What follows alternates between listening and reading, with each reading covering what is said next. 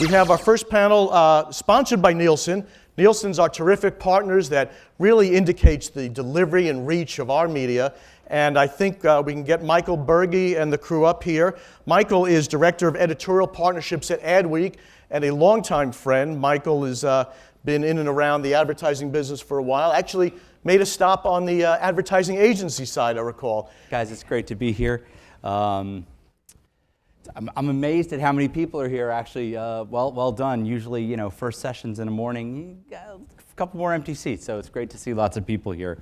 Got a terrific panel today, but a quick house note. Unfortunately, one of our panelists that you see listed in the program could not make it. Jim Malika from Under Armour could not make it. So we're sorry he's not here, but it gives us more time to talk, and it gives more time for you guys to ask questions. I will be throwing it out to the audience a couple of times during our conversation to be able to address any thoughts and concerns you have. So let's get to the panel.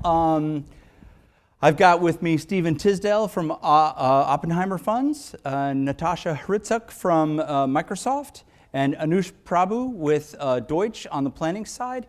And I would like each of you to just, in a couple of seconds, tell everybody what your role is there, and any interaction with digital place-based if relevant. Okay.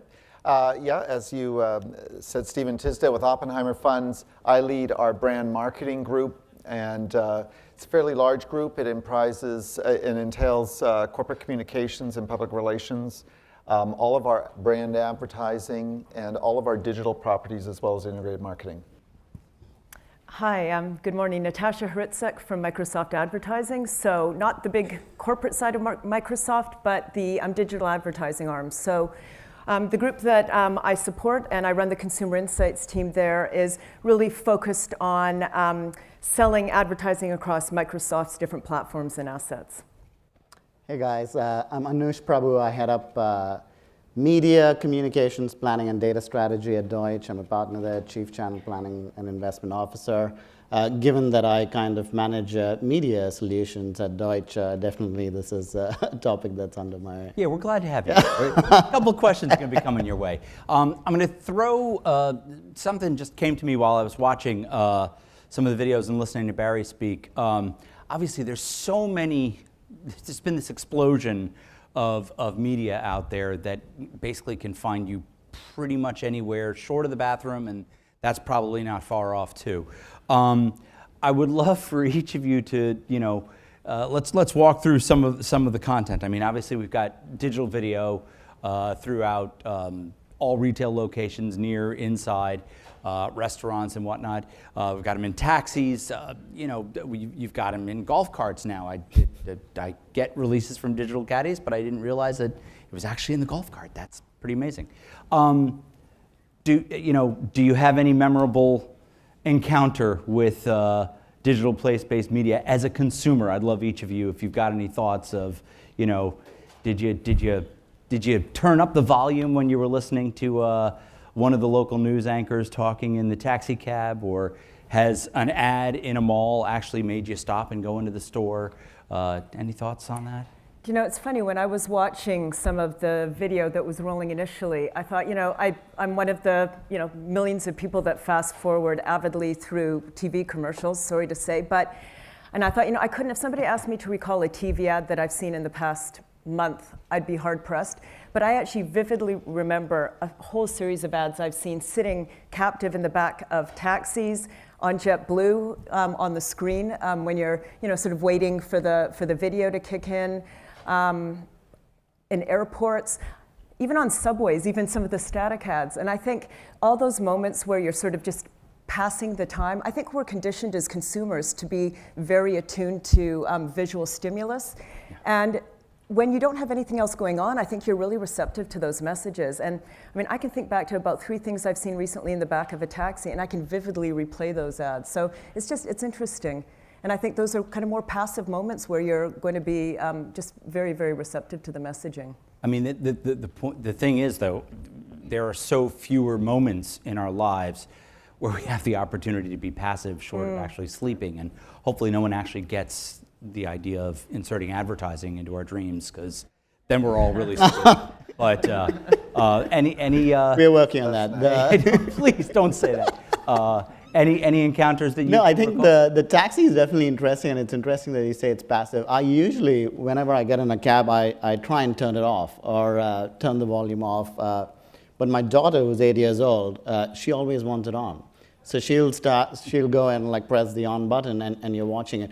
I think what is interesting though is that despite the fact that whether it is intentionally or unintentionally with my daughter's command that I'm watching it, I do engage with some of the content. So I now have a mobile device with me that when I see something on the screen of the taxi cab, I'm suddenly interested in saying, hey, what is that? That is interesting. Let me research it. That restaurant looks really good. Let me find out what it is. So I think it's an opportunity to kind of really engage with the audience and not just in a passive, sitting down and watching TV with my popcorn or whatever it is that people do. But here it's like you are in a more active environment, though you are passively sitting down. So I think that is going to be an interesting thing. I think what is interesting even with the taxi environment is how do you kind of change the content? Because one of the reasons I keep switching it off is because it's the same thing playing over and over again. Well, and I'd love to get your thoughts on if you have any kind of... No, I think you've raised a good point. To me, the most interesting experience I had is if they can, and I think I don't know if it was intentionally planned, but it worked. You're sitting in a cab, it's the middle of summer, it's 104 degrees, one of those terrible New York days, and you're sopping wet. And there's a vitamin water ad that talks about how it will cool you down. And it just the sequencing and timing of that when it happens to be 104 degrees. I thought, if we can see more of that, very calculated, positioning and placement of ads with current, immediate, relevant things that are happening in the environment. Well, and that relies very much not only on the smarts of people like you, Anush, and with the insights that you can get, Natasha, but it's also partially reliant on kind of the increased technology with algorithms and the insight that we get back from the devices we use that allows for more informed decision making. But let's talk a little bit about the content. You just brought up the point. When you're sitting in a taxi, you're watching kind of repurposed little bits from the local news stations. Right.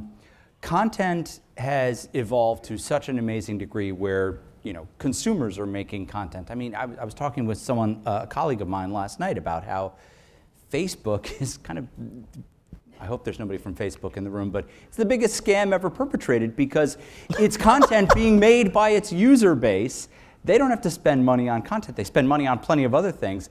But the point being that content has changed so dramatically. It's so much more available. With digital place-based being predominantly kind of an advertising vehicle, can you guys talk a little bit about how what role content plays in it and how content and messaging has kind of blurred, and how this enables that? So just to set a little context, Oppenheimer Funds, we're a big global asset management provider, and our target audience is really not the end investor, the end consumer. Our target audience is actually the financial advisor, the private wealth advisor, the large institutional consultant. And there's really only about 300,000 of them, 350,000 of them in the United States, and there's about 780 asset management firms that are all vying for their attention. Yeah. And for us, we made a strategic choice 3 years ago on the content side. Digital is the gift that keeps giving for us. Advisors who are our target customer do not want to be marketed to. They do not respond well to advertising in most cases. What they are interested in is insight. They're interested in content, and they're interested in content based on immediate things that are happening within the economy. And so what's really been helpful to us as well is that they're interested in our proprietary content, in our perspectives, but they're also interested in what other people who are influencing their decisions, and the ability to be able to have that content available on our websites, on our Flipboard, on our various applications is really kind of, I think, melding the relationship and in the level of engagement that we have. We would not be able to do that if we were having this conversation 5 years ago. Right, right. I mean, to pivot from that point, one of the things that we're really focused on at Microsoft is understanding the consumer decision journey. And I think a lot of people are talking about that these days. But I think what's interesting is it turns marketing back to a consumer proposition rather than a marketer's proposition. And that has real implications for content.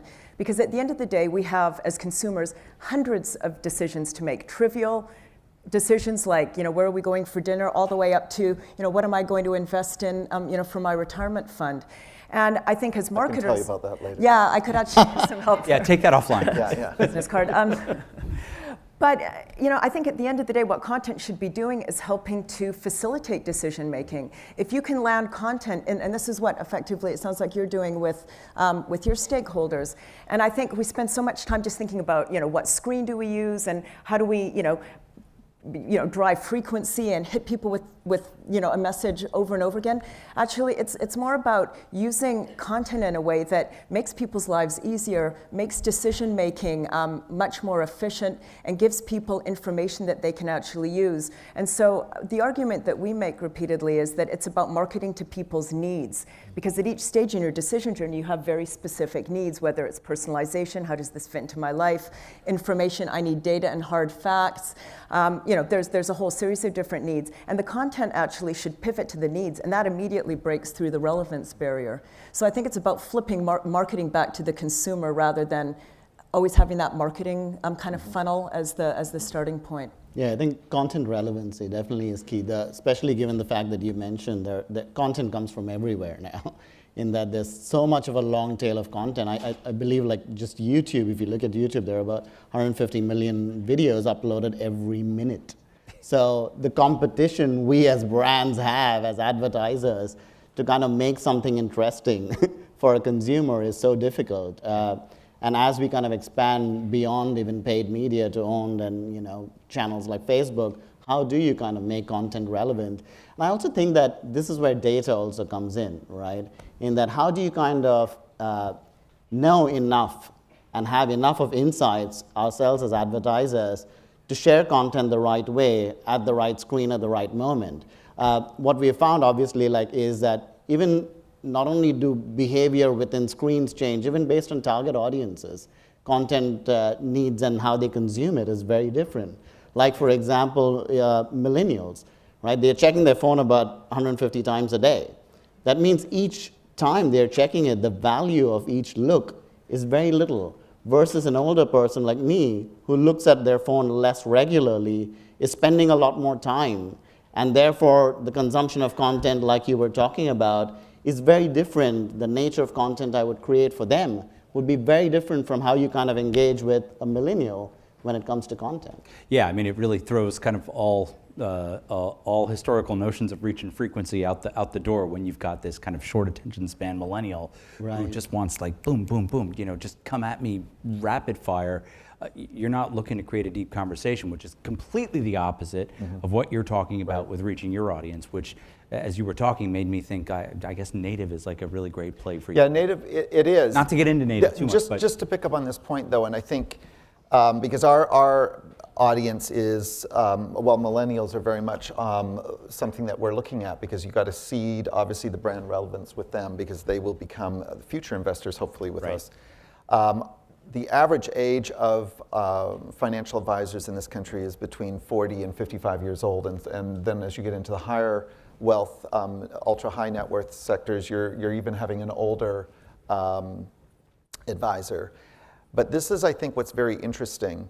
We are, especially in our case, we are long-term, what we call active managers.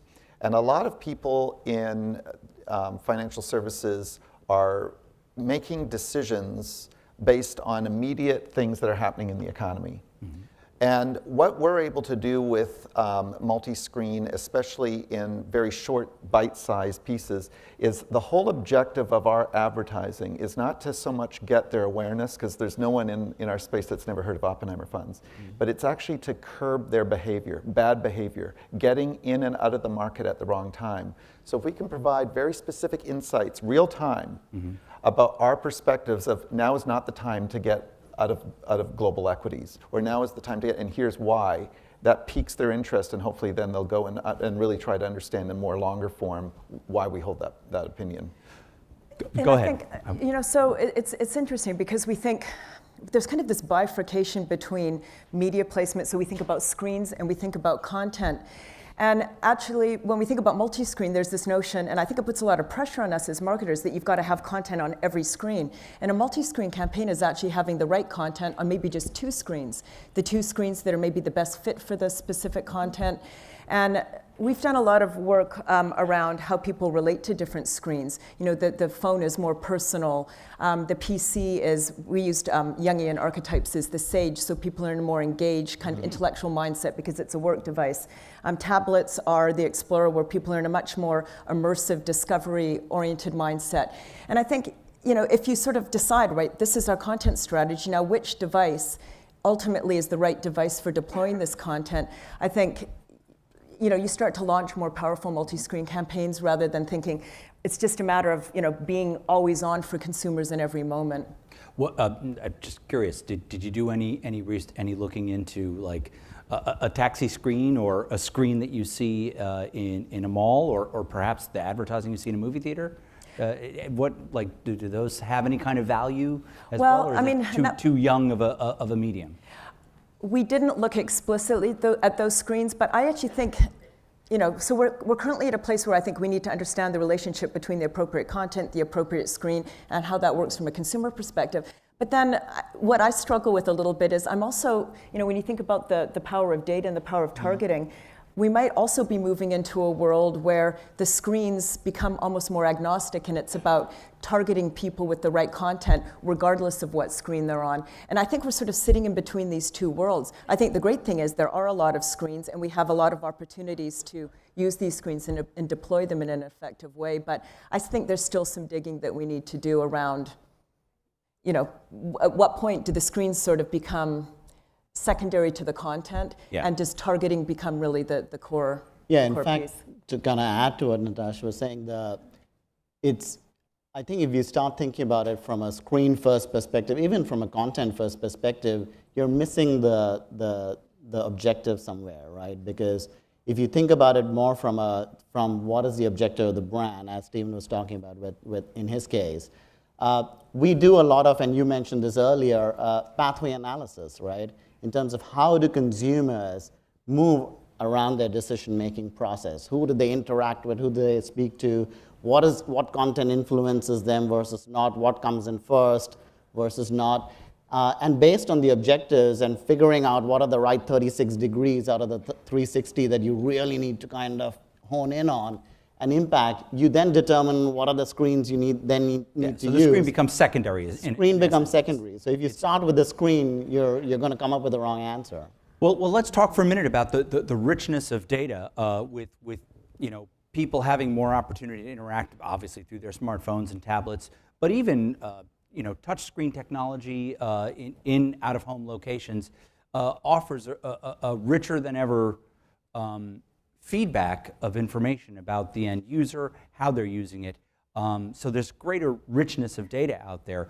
I'm going to start with you, Anush. Talk a little bit about how you're able to use that and factor that into the right decision making for your clients, and how much that has changed even just in the last few years. Yeah, I think that there's a lot more data available today. There's no question about it. I mean, like today I can say, if you walked into a Gap store with your mobile device, just based on, your geolocation, I can figure out whether you walked into another store and which store you walked into and what you purchased there.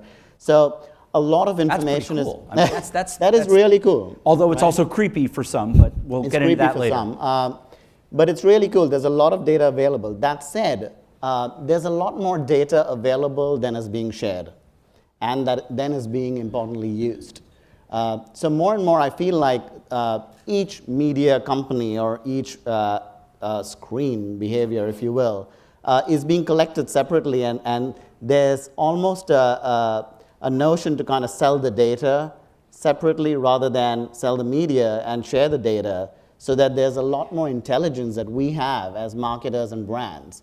So the more data that is available, the more that is shared, the better our campaigns can perform, the better the medium can perform, and there's more money invested into it. So I think there's a dearth of sharing of information. Yeah, that seems to be one of the problems, is that people are holding on to it and trying to monetize it, or I should say companies are trying to hold on to it, monetize it, to sell it to others rather than the sharing. And it's a differentiation. There's Which no is question. understandable. Yeah, it's a just trying to make a differentiation. buck. But I think that they'll make a lot more hay if they sell the media and share the intelligence as a differentiation rather than share the data. As decision makers, what changed you from being skeptics to, kind of believers, if indeed you are believers, which I think you are, or else you might not be on the stage? Well, in our situation, we've been around for almost 60 years. So Oppenheimer Funds is a well-known brand within the financial services space. And as I've said, we have a very captive target audience that we're going after, the 350,000 advisors. And so we're not really trying to become a mass aware brand as far as the general public is concerned. And what we notice that we suffer from is people do not understand our investment philosophy. The target audience that we go after is very aware of us, but they did not really understand our philosophy. And as a result, while we would have tremendous inflows coming in, and I'm talking the business, I'm not talking marketing at this point now, as far as investments coming in, we were doing well. But then when there would be gyrations in the economy, people then would redeem. And what we realized is we had to have a more effective way of communicating our investment philosophy, and being able to have, and to do that, you have to have engagement.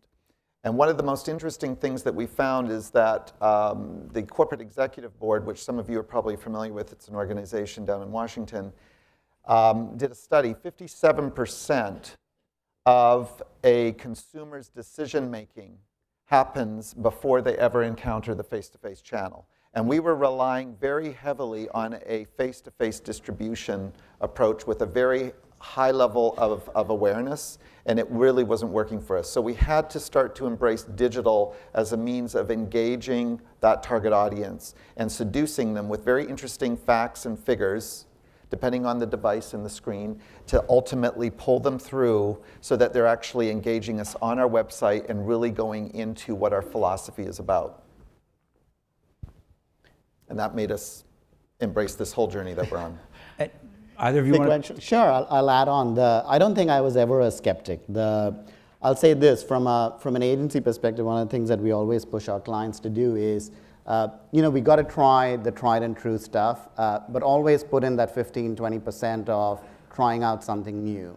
I think it's more a question of how much, right, in that, and that's where performance comes into play. That's where it's how you kind of approach each of those mediums come into play, and that's where the evolution of that medium comes into play.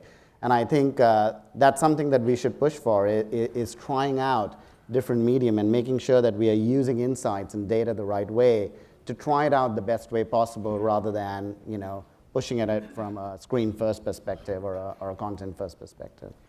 Now, one issue I have when it comes to the greater detail of data available, and the fact that users, sometimes don't know that they're opting in, or there's the creepy factor, which I think I referred to before, and hand in hand with that are valid privacy concerns. With this richness of availability comes a certain responsibility. How much do you take that into account when you're looking at it? How much do you need to make sure that this stuff has passed muster? And to what degree do you think there may be ultimate government involvement here, as there has been considerably with the FTC and the online community? Can I flip it around from a consumer perspective? If you must. Okay. Darn it, those stupid consumers. Anyway, so we just finished doing a study on digital trends. So it's not so much about technology trends, but about the intersection of consumers and technology. And I think the first point you made is correct. Consumers are all, surprise, surprise, very well aware of the fact that their data is being collected. But the reason why there's any sort of underlying suspicion is because I think we as marketers and corporations, and government probably even perpetuates this, there's sort of a guilt that what we're doing is somehow subversive or anti-consumer. And I think the lack of transparency around how we're using the data, how we're gathering the data, sets up that kind of defense mechanism. And I think every consumer that we spoke to said, we just want there to be some level of transparency. Don't give us 5 pages of clauses. Can't we just have simple terms and conditions that we can opt into that we actually understand? And we know that our data has value, so be explicit with us in terms of what we get back in return. So there's a clear value exchange. I'll give you my data, but give me better advertising, give me personalized deals and coupons. Target me with a brand that I care about, but do it in the right moment because you've got that data. So I think the transparency and the value in return are both really critical for building that trust and making sure that we have the right data.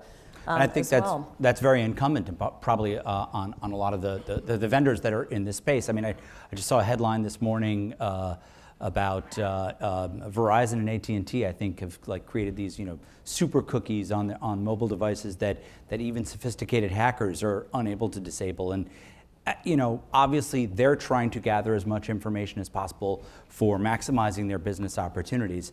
But there's that fine line. Yeah, and if it gets reported in the press that they're then immediately people think, well, if they're not being upfront about it, then they're obviously using the data in ways that I wouldn't agree with. And maybe they're not. Maybe they're going to be using the data to help, the guy that's walking into the Gap find the pair of chinos in his size before he walks into the store. But you don't understand that value exchange if the press is reporting that this is happening. I also think brands need to be careful not to be stupid using the data. A perfect example I'll give you, and actually 2 come to mind. One of them is I was ordering from an online food delivery service, and I just started my service with them maybe a few weeks before this happened. I get an email, saying, with a list of recommended Indian restaurants. I'd never ordered Indian food from these people. Right? But they assumed I'm Indian, the name is Indian or something like that. This guy definitely is going to order Indian food. So how did that that's crossing a bit of the line here. You're making a few assumptions that you shouldn't be. Right. So as a consumer, how does that make you feel? How dare they? And I think the other example that comes to mind, and this was a year or 2 old, is Target, right? In that they were using data to kind of mess with the circulars, right? To kind of give you a very targeted need-based system. So I believe this was a case filed by father because the kid in the house, the daughter, was being targeted with baby supplies, and he's like, "Why am I getting all these things? My child is not pregnant." And they went back saying, "No, check, I'm sure they're pregnant. My data is right." And she actually turns out to be pregnant, right? So, I'd never seen that story. He filed a case against Target for doing that. So I think we got to be sensitive with how we use data. See, I think on the B2B side, the challenges are a little different. We're in a highly regulated environment. Yeah. And so our biggest issues are around the content and the ability of what you can actually say without having all of these disclaimers. It's a little bit like the pharmaceutical ads. If you buy this fund, it will give you chronic heartburn and diarrhea and so forth. Everything has to be legally approved and through compliance, and then it has to ultimately, any advertising has to be FINRA approved. So the amount of time that takes in a real-time world that we're living, we're still kind of in 80s processes, if you will, in a very modern way of communicating. So that's the biggest challenge we have, are just the data the content restrictions in terms of the regulatory environment. But now data privacy, cybersecurity, of course, is huge, a big issue, but that is not so much, we do not deal in a lot of transactions with the consumer public. It's really with those advisors. So we don't have the same issues that you would have on the consumer side. Now, this is a quick transition to, and I know that one of your colleagues is going to talk about it more in depth later. Put a plug in for you as an advertiser made effective use of, I believe it was Wall Street Journal network. That's right. Yeah. Talk a little bit about what led you there and how you used it in short, and you guys will all get a much deeper dive on that a little later in the day. So, just out of interest, how many financial advisors are here? Any? Okay, good. I can tell this story then.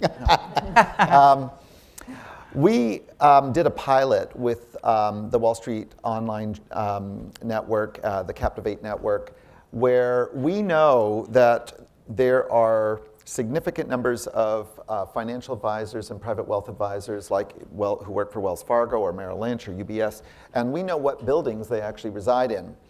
And using the network was a very interesting opportunity for us because you have people, a captive audience in an elevator, the exact people we want to talk to and communicate with.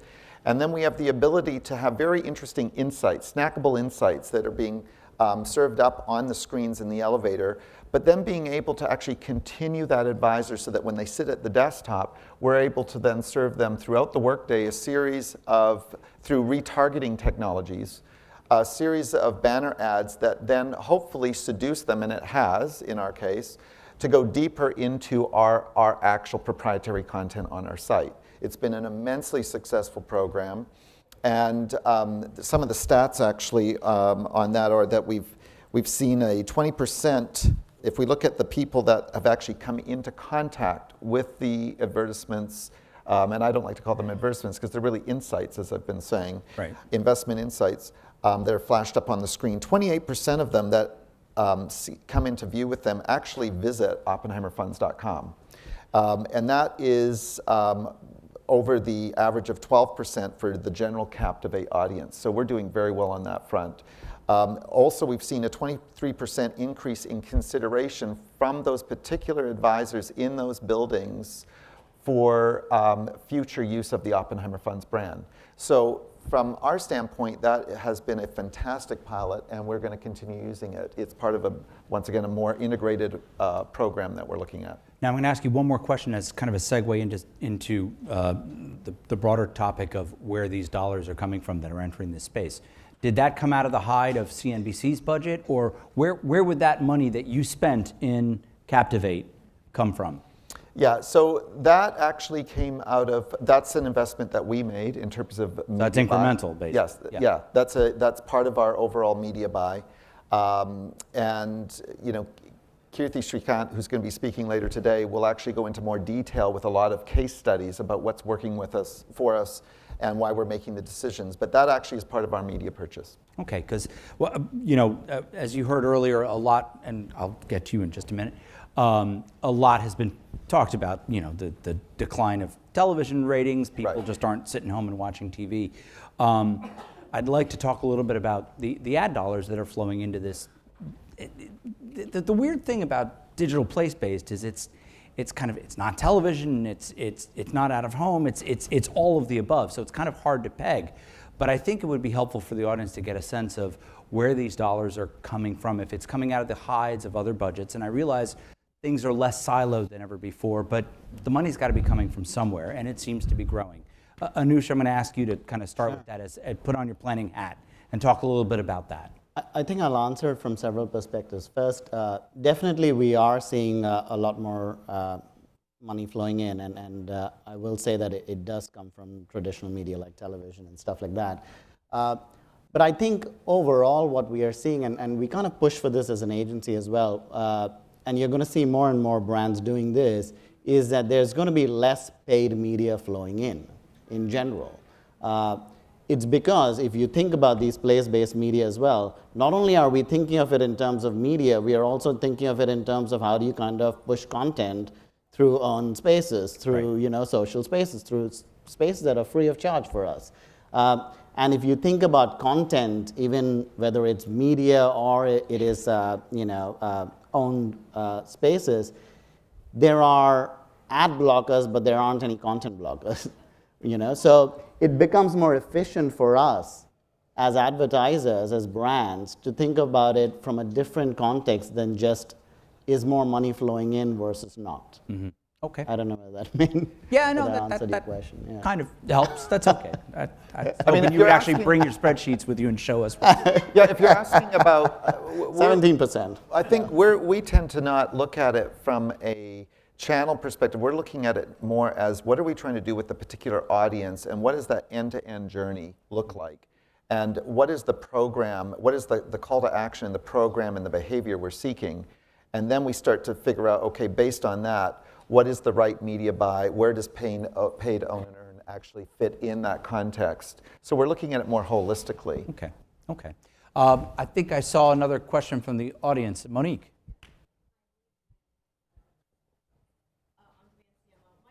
You could speak loudly. I know you can. Can everybody hear me? Great. So my question, which was actually teed up perfectly by the panelists, was how many of your clients or the brands come to the buying process with, thank you, come to the buying process with this cross-channel strategy? Like, I'm going to follow the buyer's journey from the time they enter the cab, and then they enter the building, and then they get to their desktops or whatever. Is there a conscious effort to do that from either the brand or agency or planning perspective today? Sure, I can talk about it. I can Thank you, tell you that none of our clients come to us with an answer saying, all right, let's kind of look at the customer journey. It's a process we implement and follow. So our planning process is every media action, and not only from a media perspective, even from a creative perspective, we start off by doing a pathway analysis and understanding behavior from an audience perspective. What are the knobs we need to shift? That not only then informs the media, it also informs creative strategy. So if it is, if influencers drive a particular category, and if current users drive a particular category, that calls for a very different creative and media solution than it does, if it is an awareness-based campaign for general audiences. We are driving that process. We do the same thing. So we just had a O2 in both Germany and the UK came to us and they said, you have a lot of assets, we want to do a multi-screen campaign. And that's always that kind of macro level ask. So what we did was we used the consumer decision journey to identify which stages were salient based on what their consumer objectives were, similar to what you do, and how those aligned with the marketer objectives. Then we actually co-created content real time with consumers and decided to focus on 2 stages of the journey specifically, identified, we actually took a bit of a screen agnostic approach. So it was a multi-screen campaign, but the focus was on sequential messaging because we knew that that was critical at this stage of the journey. And the messaging showed up on whatever screen consumers happened to be on. So the screens were almost, they were critical, but they were the tertiary consideration. So it's kind of funny, they came to us for a multi-screen solution, and that was almost the third piece that got Screen was the last part of the It was the last part of the conversation, Okay. yeah. That's an interesting insight. I think the biggest challenge, and we work very closely with our media buying agency, Havas Media, in terms of connections planning, and to me, that, especially in this age that we're talking about in a multi-screen environment, connections planning is absolutely critical. You have to look at the personas of your target audience. What is a day in the life of, how do they get their information? Where are they getting it from? What's relevant to them? What are they looking for? What do they care about? Versus what do we want them to know about us? Very few people are interested to know what we want them to know about us. I think just to add on, to answer your question even deeper, is that many a times it's not the pathway or the data as well, though we do it every time. Sometimes an idea, a creative idea, might inspire a thought, or a completely different perspective on how to approach a particular campaign might inspire a thought on how we approach the audience. That data can then fortify and solidify. An example I can give you is we launched a show on TNT for Mob City, and the way we did it was completely with Twitter. We basically tweeted each of the screens, the screenplay, to audiences, and then they would kind of dive in deeper and could kind of look at behind the screen activities while the show was on. And that was an idea that then took form of, how are consumers behaving? Are they looking at, channel programming and multi-screen simultaneously?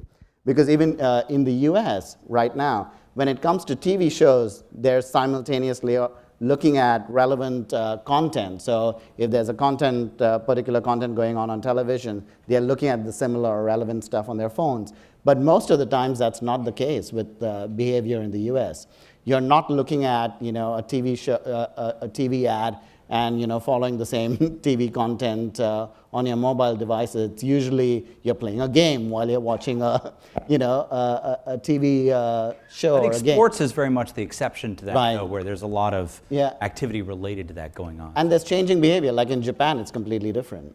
In Japan, it's very much people are looking at relevant content. So I think Japan and Korea, I think, are really the two most forward-leaning in terms of the constant interplay Yeah. of the devices. They're a barometer, I would say, of where our society is going to move to as we kind of progress. And I think that's the interesting point, because if you just focus on multi-screening behavior, it's incredibly complicated. I mean, you might start one day, watching TV and reading the Times digitally. The next day you might be doing email while you've got, your tablet open. I mean, how can you pin a media strategy against behavior when it changes so frequently? And I think once you understand, you kind of peel back the behavior to understand the needs or the motivation driving the multi-screening, it starts to give you a lot more clarity around the kind of content, because people don't behave unless there's some sort of need or motivation attached to it. So sometimes people are investigating, so using one screen to investigate content they've seen on another. I think the interesting thing about sports is they're doing some investigation, but sometimes it's about sharing content, and you see that sometimes with the news or during campaigns, election campaigns. People are see something, they want to share it across the second device. Right. Sometimes it's transactional. We call it a quantum journey. They are actually moving across devices with some intent or goal in mind. And I think it's critical to, again, move beyond the fact that people are on lots of screens to understand why. And then that starts to give you more clarity around the content that should be ultimately driving the campaign. And that deeper, richer flow of data coming back helps inform that. It does. I do want to go to Francois. You had a question? I did. First of all, I want to thank the three of you to come and share. It is inspiring to see the critical thinking that goes behind the decision-making process. Question to the three of you. Anush, you mentioned we start with the tried and true, and then we explore the new, and the way you said it was how much. New for us is usually small. New is usually last on, first off. New is experimental. Can you help us understand, the three of you, what does it take? What data sets do you need? What do you need from the industry to migrate us? Because people are spending most of their time, as you accurately summarized, outside of the home. What's going to take from us to get you to take us from new to mainstream, to a key component of your marketing equation? What's the missing pieces that you're requiring to take that leap from the new, small piece of the budget, when the consumer is actually ahead of us, as they always are, spending most of their time, forgive me, outside of watching the television? They're out of home, they're interacting digitally. What do you need to get us from new to mainstream? Well, artificial intelligence, telepathy, the ability to read people's minds. I think on the very thing we've just been talking about, if there was a significant investment that the industry was to make around because we have our studies and focus groups and yada yada, but if you could buy at a sector level, specialized to say, in the B2B space, people who are in banking, typically this is what the data tells us as to how they use the various devices, and this is what they do. I think that would be incredibly helpful to have that rich information. Obviously, the media buying agencies, you do a lot of that research as well, but I think as builders, if you will, of multi-screen experiences, to have your own perspective and data, but it would only be relevant, it can't work if it's broad. It's really got to be at a targeted customer segment type or archetype. And I think that would be very interesting. Anush, do you want to add to that? We're almost out of time. So. Sure. I'll say, apart from the data, which I completely agree, and there's a lot more richer data that can be provided, I would say results, right? At the end of the day, the results speak, and they're hand in hand. It's like a cat and mouse game, I guess, because the more data that is available to us, we can create stuff that will provide better results. So I think the more we see results and it working out, the more money will come in. I think the other aspect is, like I saw a stat somewhere up there that talks about place-based media and how the reach of place-based media is now as massive as television. The thing is, at one point in time, at any given point in time, it still isn't. So as we are thinking about putting stuff out there, the tap that which we kind of put the water through is still not big and universal. So I think that will still take time. And the more we kind of learn to kind of use results to drive that, we'll then improve on it. And my final quick point is, I think you build what you can measure, right? And I think we really need to evolve the way we measure media. I think we're still using paradigms and systems of measurement that are 20, 30, 40 years old. And I think there's a certain comfort in that because they've been tested and they drive results, but we're going to build media that aligns with those measurement systems and drives the results that those systems generate. And I think we as an industry, I mean, we have so many conferences about measurement, and that's always a sign to me that there's a problem. You know, the more conferences you have about something, we're wrestling as an industry with a solution. And I think the solution is we need to start taking risks, we need to start innovating and finding new paradigms and new systems for measurement, because otherwise we'll continue to, you know, do things traditionally because we don't have the measurement systems that can tap into the newer form factors and platforms.